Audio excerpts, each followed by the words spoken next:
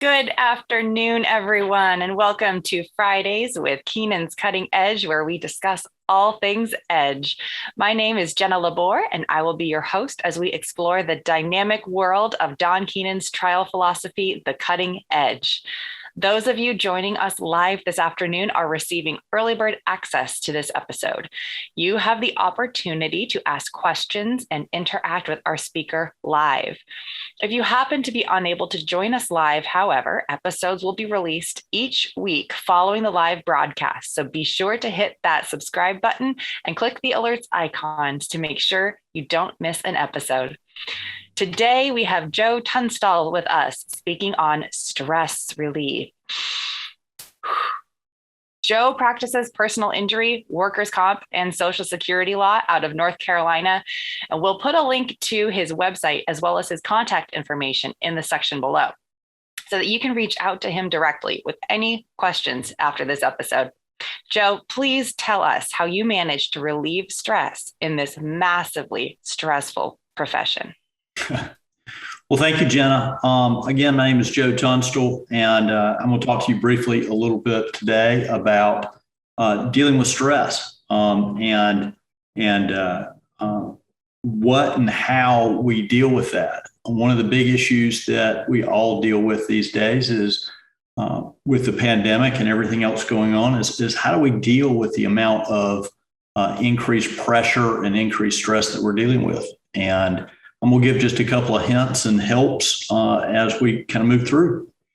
So at this point, I'm going to share my screen a little bit as I talk and kind of go from there.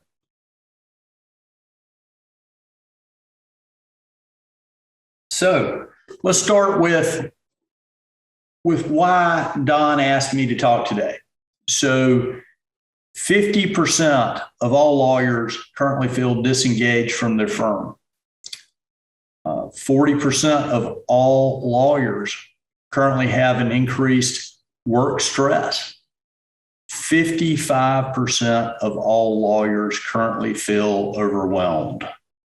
This according to the ABA profile on the legal profession.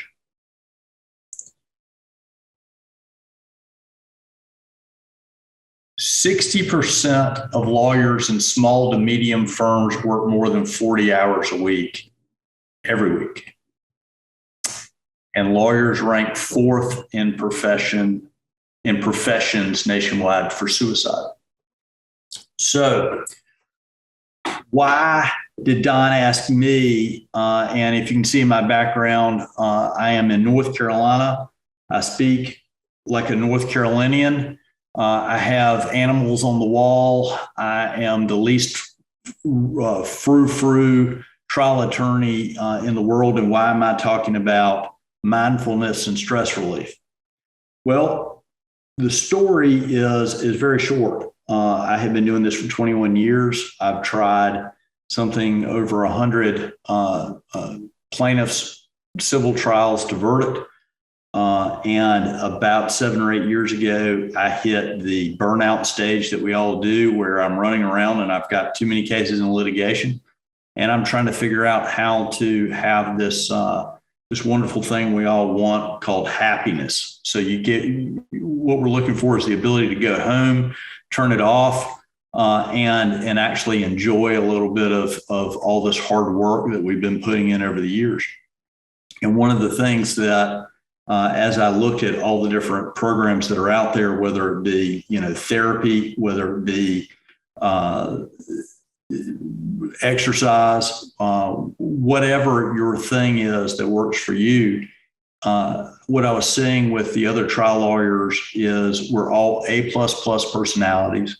We're all going 100 miles an hour. We all think we're right about everything. And what we're having the biggest hard time with is turning it off when we get home. Why are so many of my friends having trouble with alcohol? Why are so many of my friends having trouble with substances? Why are so many of my friends working, 40 hours is done by Wednesday and we're still rolling and we roll all weekend long. And then we turn around and we're like, why do we hate our profession? And we shouldn't. This is fun. We have the greatest opportunity in the world. Most of the edge folks, the people who have been trained by Don. I mean, we get into this because we want to fight for the injured. We want to fight for the disabled. But that compassion fatigue burns us out a little bit. So Don asked me, because I began posting and sending to various folks what I was learning. And he said, okay, well, you're learning this stuff, share it. So that's how you get the last person you would expect, the least frou-frou person in the world to be talking about stress relief. So as we walk through this, if there's any questions, let me know. Why do I throw this slide in there? Why do I meditate? Why do I practice mindfulness? Why do I work on these things? Well, it's because I want to be able to go home and spend time with my wife and not still be at the office. And that was the hardest thing for me. And to this day is still the hardest thing for me. And the biggest part about this practice, this stress relief we're going to talk about, is learning how to put things in the perspective they need to be in. So if you're working, 80 hours a week, getting ready for a trial, or you're on a normal week, and most of us put in way more than 40 hours, and you go home, how do you turn it off? How do you get to a point where when you walk in the door, you are there with your family? And for some folks, they're going to hear this and just flip off and say, that was really neat. I was looking for trial tips, not how to live my life. But the mindset of what we're working on is, at the end of the day, what's going to make you a better trial lawyer. Empathy, if you ever lose it, makes it extremely difficult to represent folks with the things that we go through. But that same empathy, we have the hardest time turning around on ourselves. And that's something I have been talking about, and Don has asked me to speak about before, which is having some empathy for yourself. If you're going 100 miles an hour every single day and you hit a point where it's no longer fun, then maybe you need to look internally a little bit. And for me, it was when I walk out of this door, when I walk out of this office or my office in Raleigh, and I want to walk in the door with my family, how am I present for them? That's a big buzzword we all hear these days, but how am I there for them if I'm still thinking about this case for trial? How am I there for them if I'm still working on, composing interrogatories in my head, or working on a question that I'm going to ask in a deposition? And for me, that was a big deal. And I'm not perfect at it. I mean, last night I was sitting on the floor with with my youngest child, and I got a text from the office about a big issue, and somebody needed an answer, and I had to do that thing where I say, okay, I'll give you 2 minutes. And I got up and I went in another room and I gave him 2 minutes, and I made a decision, and I came right back to where I was. And I wish I could say that was how I handle it every time. But sometimes my wife has to lean down there and go, hey, you still at work, or are you here? And that's the reason I started working on this. And this is why I think for a lot of us, that's what we need to do. I practice law because I like folks, right? And I like to help folks. And I think that if we forget about our family and we lose the empathy for ourselves in the fact that we want career development, and we lose that thing where we become so obsessed with what we're doing at work that we forget our family, then we begin to lose that deep desire to help other folks. So the first thing that I tell folks to do is we need to work on ourselves first. It's not going to make you any less of a fired up trial lawyer. And as lawyers, all we do is we use stories and analogies to tell everything. And I'll tell you, I lost my temper earlier this week in a large deposition. We had everything set up, and the doctor was just completely uncooperative. And unfortunately, it was my treating physician. And I lost my temper, and it took me a few minutes to get it back. But for me, The issue was not losing the temper. It was not being fired up and ready to go try cases. The issue was the ability to get okay with myself very quickly.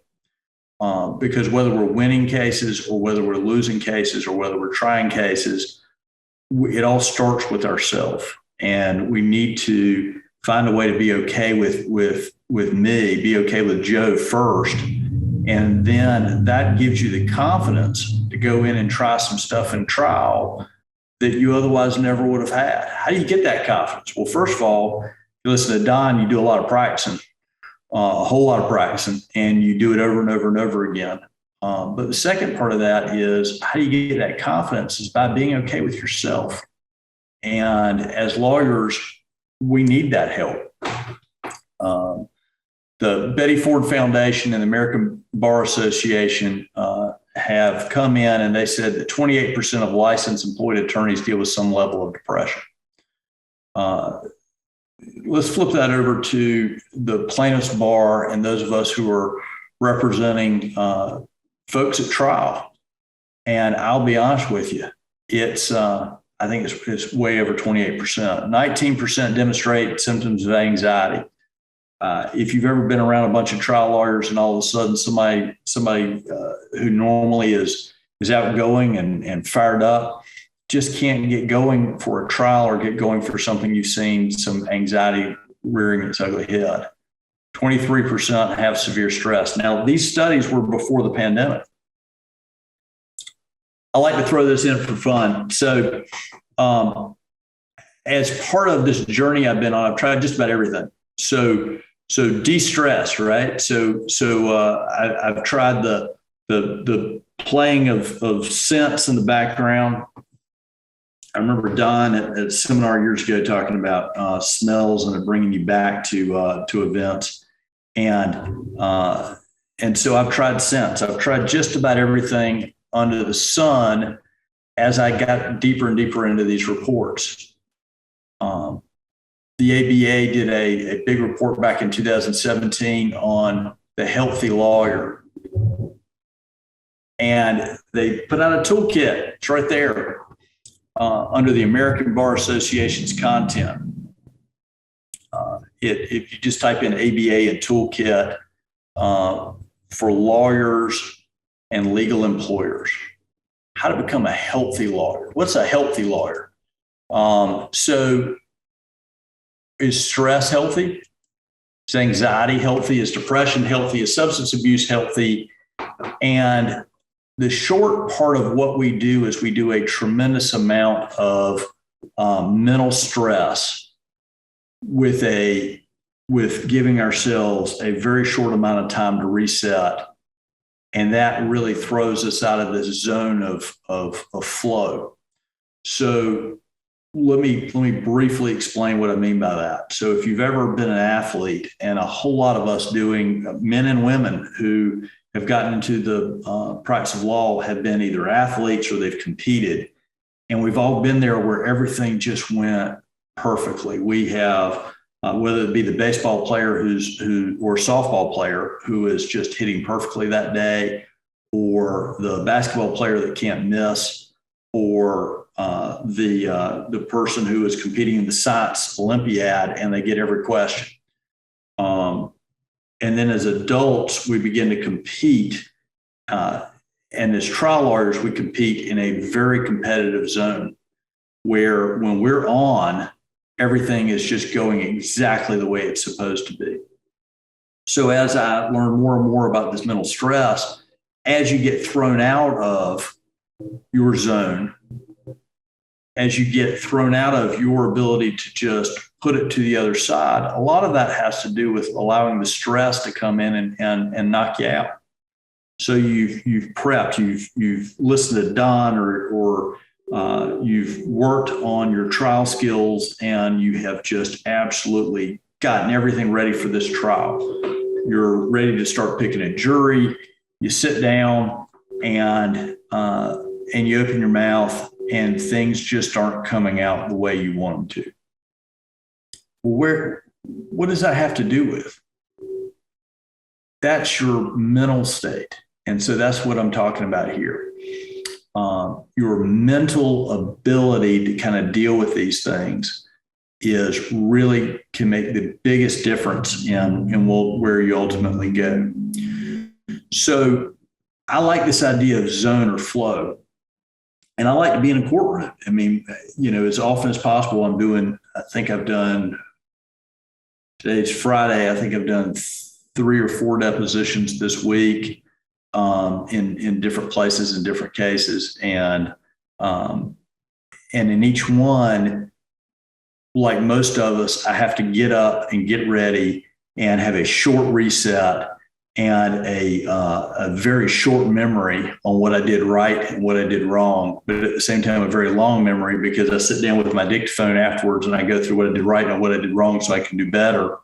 But we're shifting very quickly from one thing to another, and that stress that builds up during the week can absolutely overcome your normal ability to flow from one thing to the other and just absolutely dominate. And that's what I like to have worked on. Well, that's what I had been working on, and that's what I had been studying about how you deal with that. How do I get back into that zone or into that flow state? Why does Don think this is important?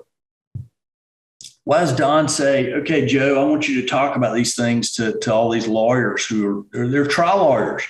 They're in a courtroom. They're tough. I mean, they're knocking stuff out, right? I mean, they're pushing.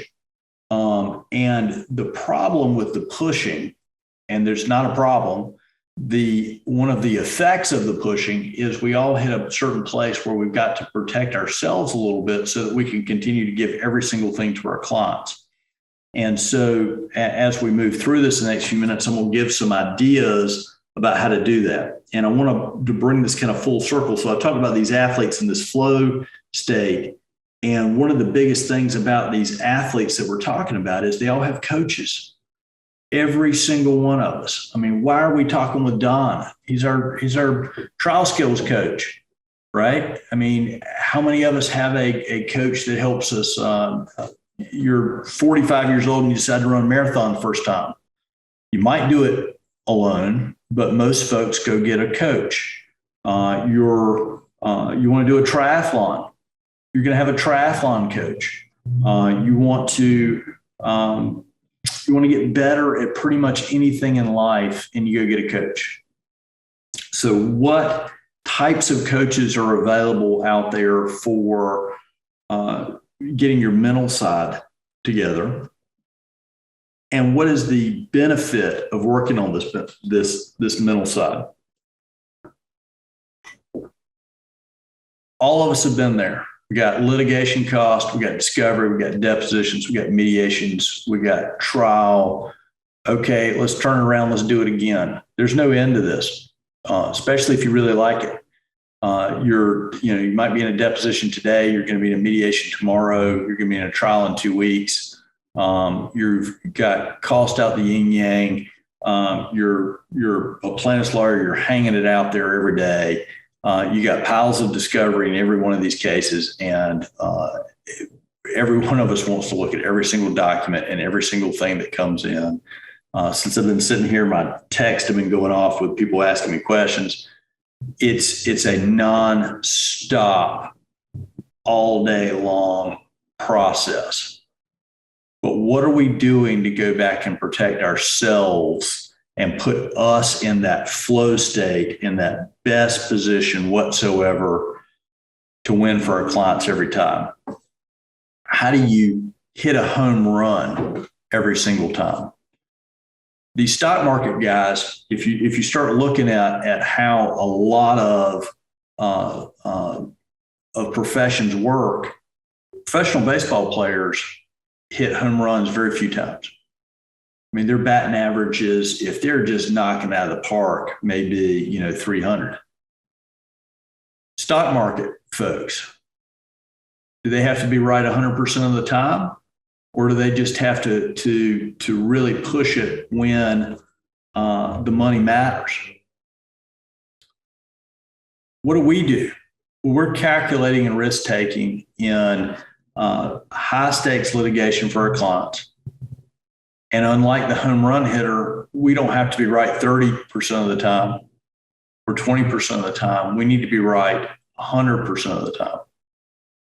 And that puts a lot of stress back on us. So I've been talking for 20 minutes and all I've been talking about is the deep, dark, nasty part of what we do. Well, what do we do about it? What's this X factor? Before I even talk about how to deal with meditation or with mindfulness, one of the biggest factors that I have seen amongst trial lawyers is sleep. My first case back post-pandemic was in August, and I noticed something. I've been tracking my sleep for about a year, and when I get a certain amount of sleep every single night, I am killing it the next day, both athletically and mentally. And so you cannot talk about meditation. You can't talk about mindfulness. You can't talk about stress management without also bringing up sleep.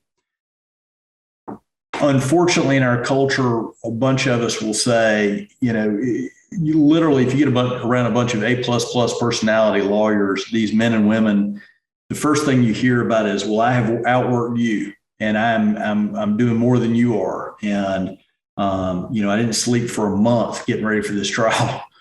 Well, my first suggestion to you is that may work for Papa Don, for Don Keenan. And believe me, I've been around him where I don't think he slept at all. But at the same time, for most of us mortals, we need the sleep. We need to be able to get enough to be ready to go the next day. And these days, you can do it one of two ways. You can lay down and see whether you're getting good sleep. You can track it. I wear a little band on my wrist all the time, or an Apple Watch, if you can get the battery to work correctly. There's so many things that track your sleep, but what's important about that sleep? It's what they call REM sleep. It's actually getting recovery sleep during the night where when you wake up, you're rested and recovered. Well, why is that so important? Well, for the last 16 months, I have recorded every single night's sleep. And the next morning, I look at, did I get enough REM sleep so that my recovery rate, my HRV, my heart's ability to reset my body, did I get enough of that the night before? And it's not just that I look at the number, I'm also looking at and keeping up with a journal, how did I do the next day? So if I got a really bad night's sleep and the next day I've got a big deposition, did I kill it? Was I able to get into flow state very quickly? Was I able to do the things I wanted to do in that deposition? Or let's say I have a mediation and it's 7 hours long and I need to be on for all 7 hours, but I am just not killing it because I'm dragging a little bit. I didn't get a good night's sleep. I didn't get into good REM sleep. I'm waking up and I'm just not there. So the first thing I would say before we ever talk about mindfulness and how to take this positive mindset and move forward is do the simplest thing you can possibly do. See how you're sleeping. Do you need to go get checked for a CPAP? Do you have some apnea? Do you need to invest in a mattress? I know probably one of the best things I've ever done is invest in a sleep number bed. Whatever it takes so that you, like an athlete, because as trial lawyers, that's what we are, we're mental athletes, are ready to go the next day.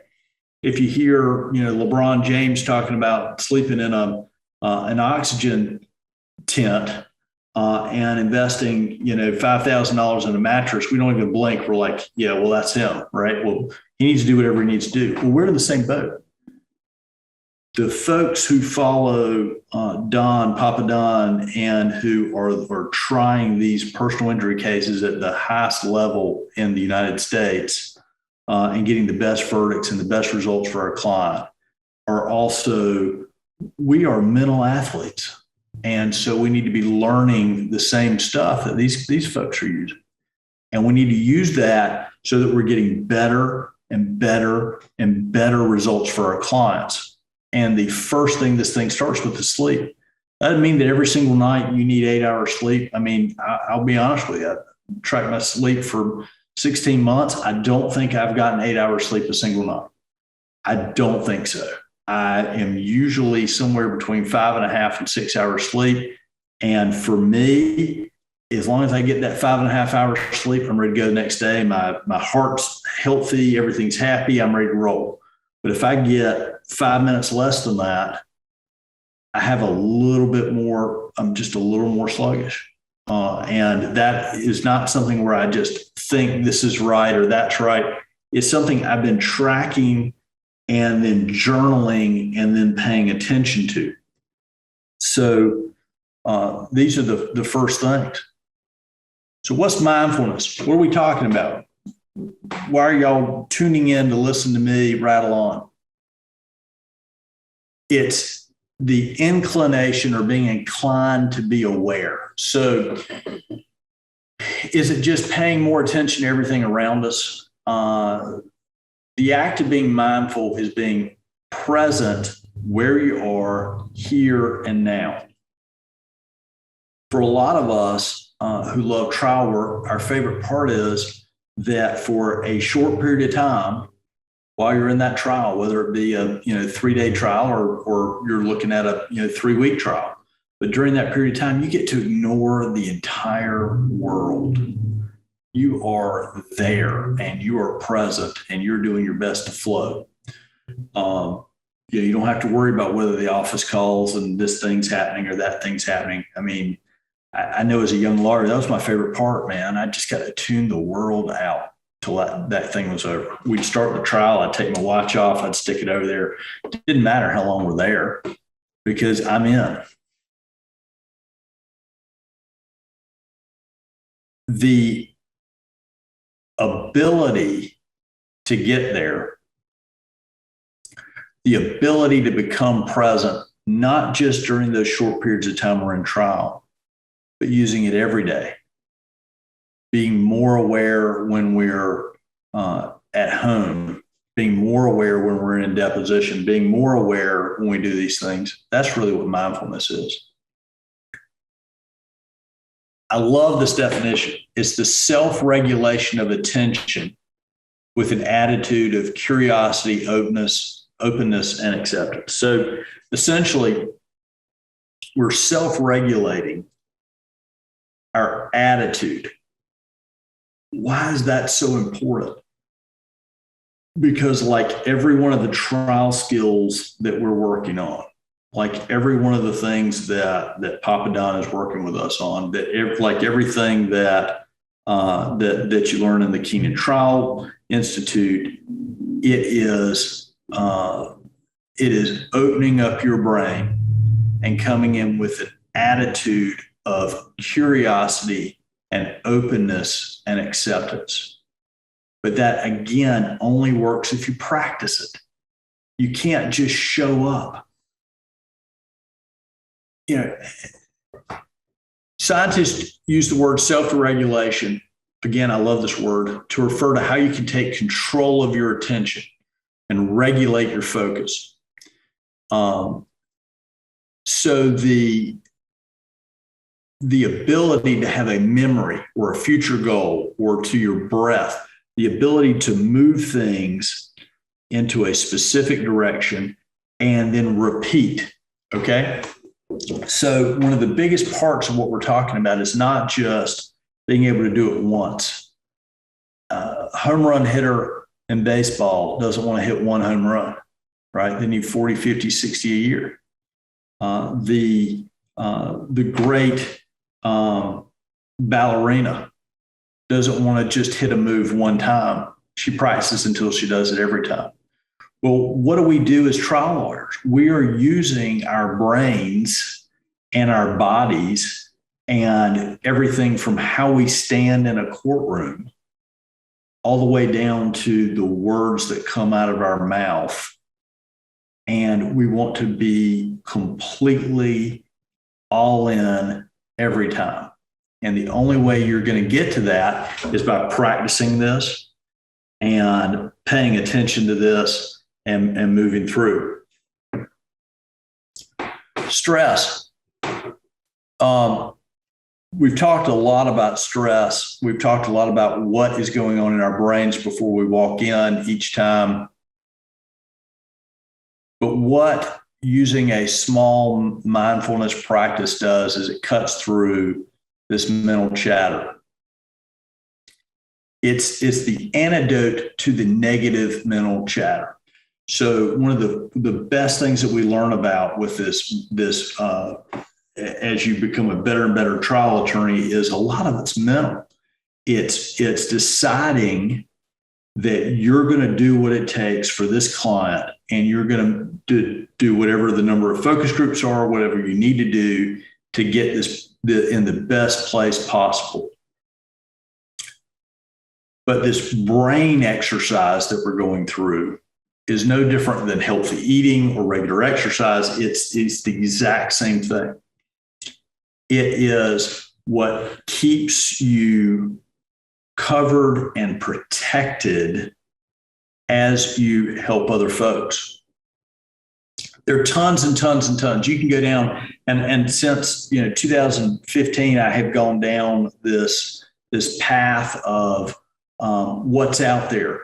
What should we be looking at? How can I get back into the zone quicker and more often and every day? And how on Friday afternoon at 3:30 can I be just as active as I was on Monday morning? Now, the reality is I'm not, because like all of us, I get tired. But how do we continue to push these things is really the big deal. A lot of the research that we're seeing these days comes out of the veterans with PTSD. Again, because we're looking at the science behind this stuff. So we're looking at veterans with PTSD who have had at least 12 weekly sessions of meditation or mindfulness, despite all their exposure to trauma, are doing better. They're having the ability to move through PTSD.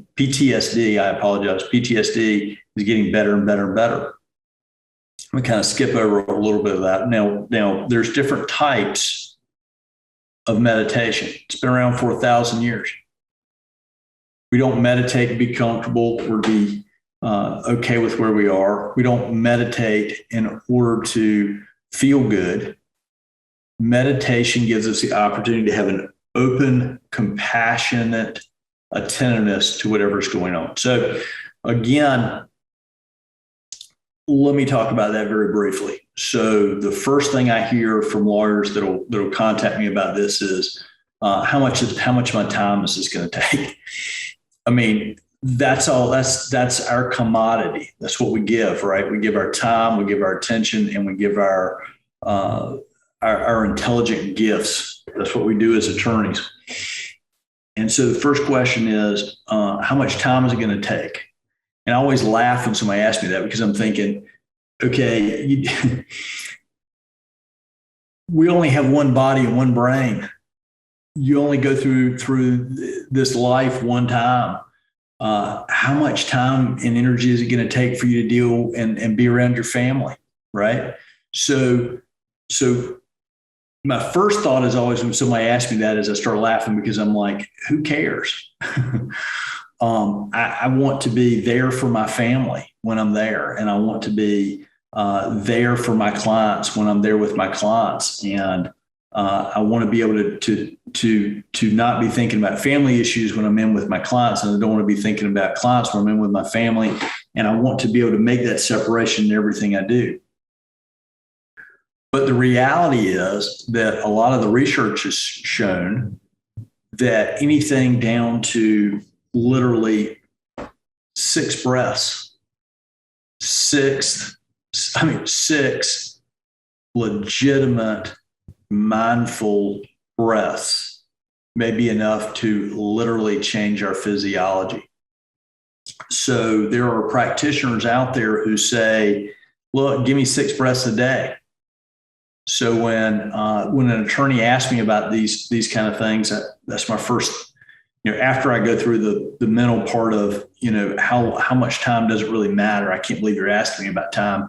My second thought is, that's all you need, man. Make it a habit of 1 minute a day, just 1 minute.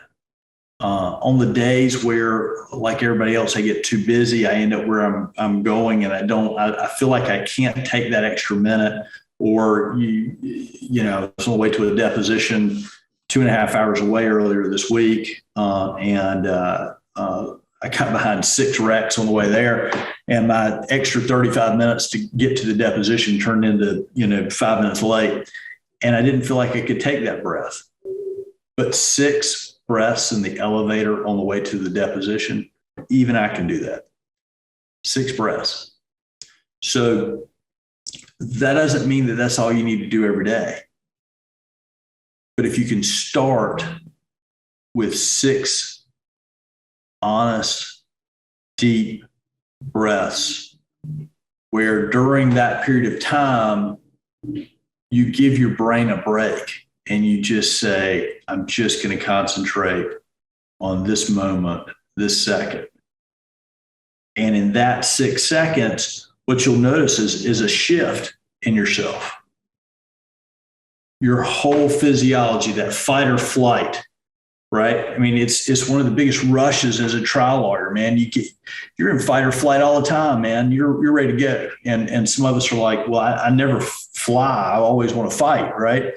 But it's that same mentality, that cortisol rush. It's awesome. You set your deposition up just perfectly, or you're in that mediation and y'all are fighting about this issue, and it's fun, man.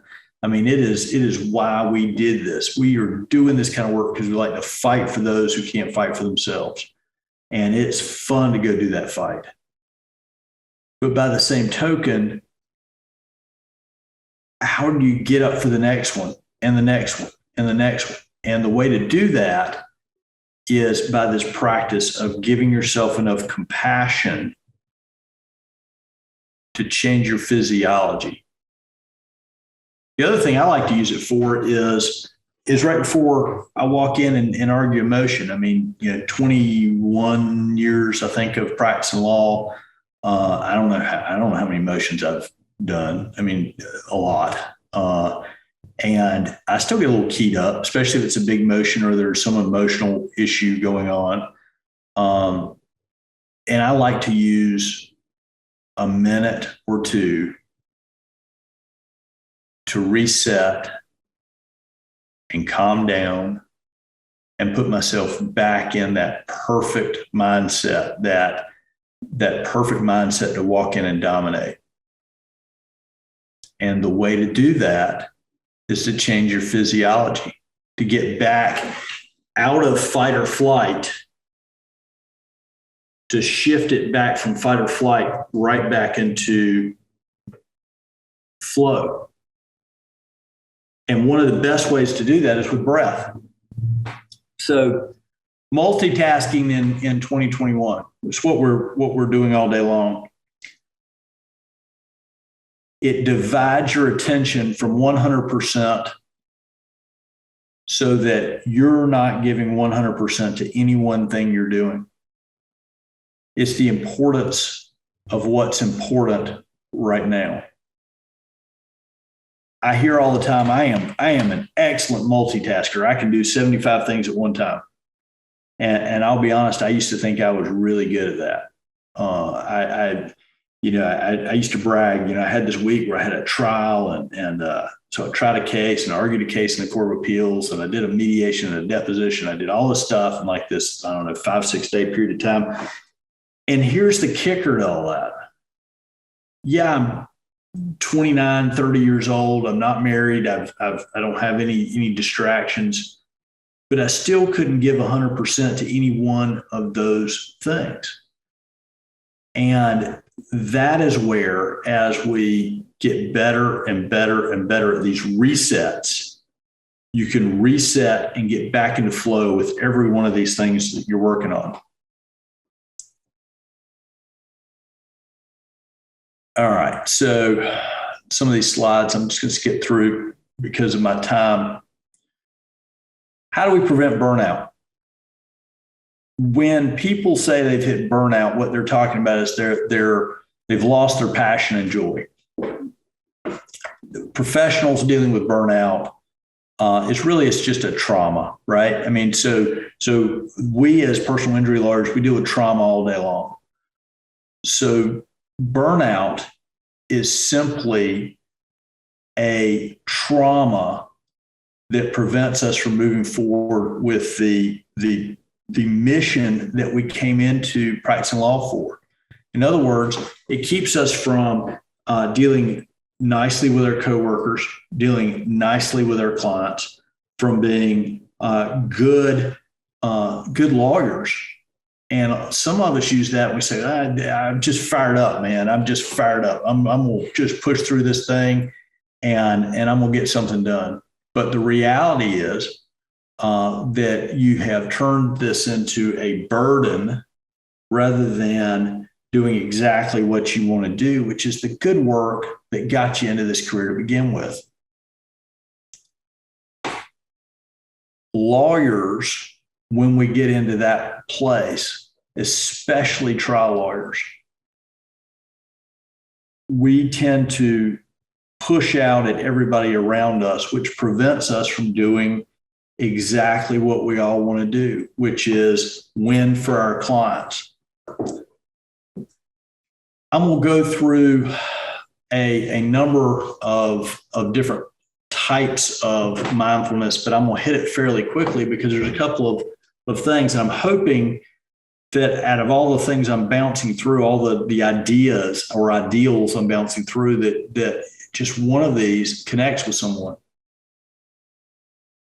Every one of these are slightly different. And in the last 5, 6, 7 years, I've probably tried just about everything. Mindfulness meditation is the process of being present with your thoughts. At the end of the day, it's something that can be done anywhere. It is something I still do to this day, and it allows you to simply observe your thoughts and emotions without passing any judgment. So there's been a lot written on this type of meditation in the trial circles in the last couple of years. I have read blog posts and articles and listened to podcasts that basically talk about exactly this. So it's the idea of taking the action that's going on around you and not making it everything that dominates your thought process. So, for example, as lawyers, we live and breathe on whether we win or lost the trial. If you lost a personal injury trial, and if you tried enough of them, you've eventually lost at least one. It's having that idea that, yes, I lost the trial, without putting the emotion into it, that it scares me that I lost the trial. And when you do put that emotion in there, it's being able to see that thought or that emotion without passing judgment. I can't believe I'm so upset that I lost that trial. After 100 plus verdicts in personal injury cases, let me go ahead and tell you that you're going to have a day where you don't get the 7-figure verdict you expected. You're also going to have a day where you got a much better verdict than you ever thought you would. It's not something that is completely within our control. Now, there's a lot of things we can do to get to that. And, Keenan Trial teaches you a whole lot of things that help you get to that point. But at the end of the day, what mindfulness meditation allows you to do is see these thoughts and emotions without passing personal judgment upon them. My client said something in a deposition that hurt their case. Without being angry that my client said something in a deposition that hurt their case. Without feeling bad that I wish my client had not said something in a deposition that hurt their case, right? So it's separating the facts from the emotion. Because at the end of the day, all the actions we take, all the things we do revolve around emotion. So it's being able to separate or see that emotion or that emotional impact and process it as a fact without assigning an emotion to it in our own head. It probably sounded more complex than it actually is, but it's essentially in mindfulness meditation, you sit there and as each of your thoughts comes up, you don't empty your brain. You, through focusing on your breathing, allow these emotions to come up and you deal with them by recognizing what they are. And that allows you to get back to this neutral state of mind much, much faster.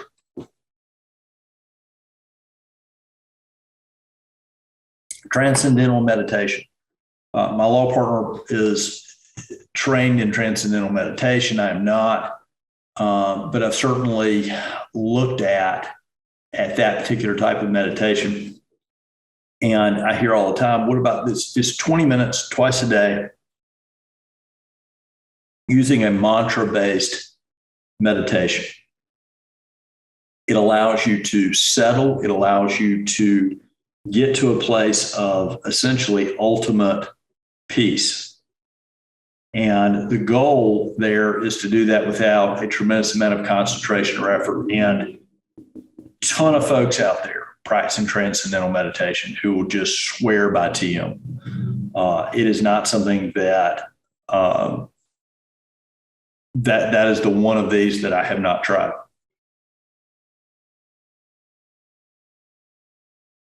Guided meditation. Guided imagery or visualization is essentially seeing something in your brain and then feeling it, tasting it, smelling it, using that to calm you from where you are. I have worked with a meditation coach who does a really good job with this, where I call it resetting, or immediately before and after a trial, I try and set up a coaching session so that she can help me with getting back to this place of neutral. And a lot of that is guided meditation, where we are doing a visualization as part of that guided meditation.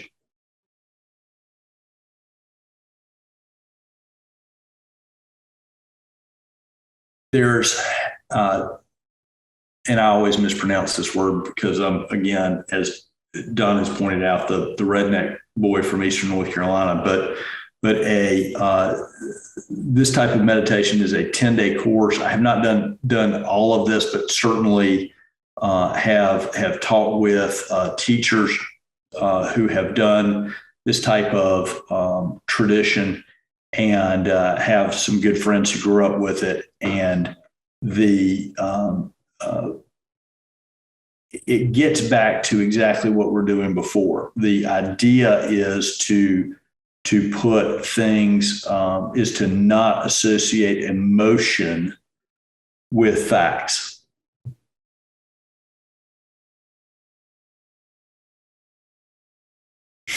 All right, loving kindness meditation is the practice of wishing well towards others. And as part of that, and I have worked with my coach on this before, it also includes sitting down and writing basically a guide of all the things that you hope that will help other folks. It's picturing folks and helping other folks through visualization and pushing yourself down and other folks up. And a lot of that, I think, helps us with what we do for a living to put back into focus other people and where they're coming from.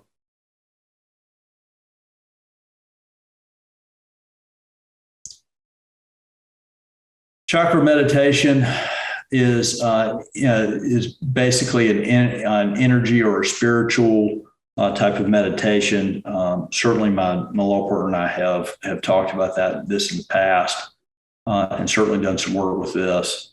Again, for what we're doing, I don't know that this is necessarily the best form of mindfulness meditation, but it certainly exists. Yoga, my law partner spends a lot of time in yoga meditation, using different balance and poses, and allowing that to recenter her for big work the next day. So it's not a physical practice. It's a mental practice. I use a coach, and let me talk. I know I'm running out of time, so I'm trying to pop through some of these fairly quickly. But I use a coach. Her name's Laura Marr, and she is an attorney in Asheville, North Carolina. And what do I use Laura for? I use Laura to help me get back to neutral. If you're going 80 hours a week, 1 week, and 60 hours a week the next, and it's late at night, and you're still concentrating on these cases, but you also want a family, and you want to disconnect, and you want to push away from these things, and you need a mental reset periodically so that you can take your practice, your mindset, and allow you to reset and reconnect so that with every single piece of what we do in a trial, we're there and paying attention and looking at what we're doing and really getting back to this idea of flow or flow state. That's what I use Laura for. And as part of that, she gives a lot of techniques. She gives a lot of specific practice areas like any coach would. She sends me home with homework. She sends me home with specific things that I can do that day that helps me be prepared for the next day and the next day and the next day. One example of that is she gave me something super simple to do to disconnect, because one of my biggest issues is bringing these cases home with me. And I know a lot of us do. And one of the first techniques that she ever gave me, and I used for quite a while, was to visualize before I go home, turning off my computer, hanging up my telephone, disconnecting the lights, standing up from my desk, pushing my chair under the desk, walking out of my office and walking to my car, and then opening my eyes and doing it. And I know that sounds a little bit ridiculous, but after a few times of doing it, what I found is by the time I got to my car, my blood pressure, which probably stays about 10 or 12 points higher in the office than it does anywhere else, was significantly lower by the time I got to my car. The other thing we worked on was when during the day I was going to take resets. So if you're back to back with deposition prep, mediation prep, et cetera, when do you take that breath and say, okay, I just need to de-stress for just a moment? So we put, and I literally, the cleaning person has recently taken them off of my phone, but it used to say breath. So every time I would answer my phone, it would say breath beforehand. So I would take one cleansing breath and answer the phone. But what it did was kind of like the old how to win friends and influence people thing. It put me in the right mindset when I would answer the phone to help, rather than the annoyance of getting interrupted in the middle of what I was doing. And that made a significant difference for me. There's all different kinds of people who are out there these days who are talking about using what we're talking about in business and in the law and significant leaders in our community. And I want to come back to one more thing you can do, which is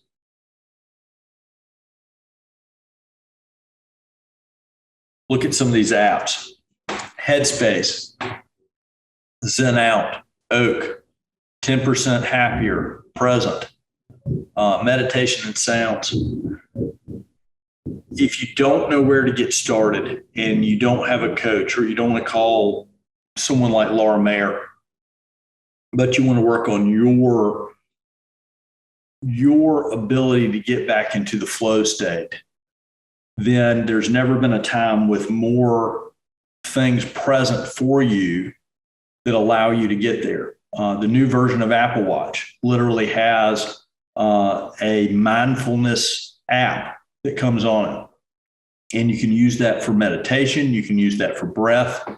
You can say, okay, well, Joe may be crazy, but I'm going to try 1 minute a day. I'm going to give him 1 minute a day for 30 days. Do it on your Apple Watch. Just, you don't need to hire an expensive coach or a person. 1 minute a day. And at the end of that minute, what you will find is that you are very quickly getting back to this flow state and this ability to get back in the ball game quicker. Because at the end of the day, what we're trying to do is get back faster, get back to our ability to help our clients, get back to winning cases, and still having this wonderful relationship with our family and our friends when we get home. And I hope everybody got one little tiny nugget out of this ramble that may help them just a little bit. So, Jenna, that's what I've got. All right. Thank you so much, Joe. That was awesome. There was so much good information in there. I can't imagine that everybody who's watching and everybody who will watch won't at least take away one thing from that. I know we're going to get some questions about your PowerPoint materials. Is that something you want people to ask you about directly, or do you want to give that to Ryan, or how do you want that to be handled? They can email me directly. I can throw it on a Dropbox and shoot it out to everybody. All right, great. Well, we'll make sure that the contact information is in the section below so that you guys can contact Joe for his PowerPoint materials or as a resource for some of this meditation and mindfulness practice. I feel more calm even, Joe, having listened to that. Actually, I think I'm speaking in a different tone now. Thank you. So thank you all of you who joined us this week for this week's episode of Fridays with Keenan's Cutting Edge. If you liked today's video, please click that thumbs up and don't forget to subscribe and sign up for alerts so you don't miss an episode. Now, this podcast is about delivering what you want to hear. So don't be shy about sharing topic ideas with us. As Papa Don always says, if you want to know more about it, chances are someone else does too. Now, for next week, we have a little bit of a scheduling change. David Hoey, who was supposed to be with us next week, had a conflict. So we are going to move the topic that was originally scheduled for October 22nd back to October 29th. And we're going to switch the Fridays. So next week, we're going to be hearing from one of my personally favorite people, my law partner, Young-Ji Ham. And she's going to be speaking to us about finding your inner voice. Now, this is something that she knows a lot about and has personally worked on and is still working on in her practice. So I look forward to hearing from and learning from Young-Ji with all of you. Have a wonderful weekend, and I'll see you next time.